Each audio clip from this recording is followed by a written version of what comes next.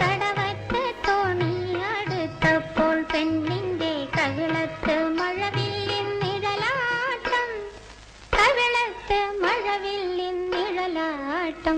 ഇന്ന് കടവത്ത് തോണി അടുത്തപ്പോൾ പെണ്ണിന്റെ കവിളത്ത് മഴവില്ലിൻ നിഴലാട്ടം, കവിളത്ത് മഴവില്ലിൻ നിഴലാട്ടം. ആരുടെ കാലൊച്ച മുറ്റത്തു കേട്ടപ്പോൾ ഒരു വഴുക്ക കനകക്കിനാവിന്റെ കളിയാട്ടം.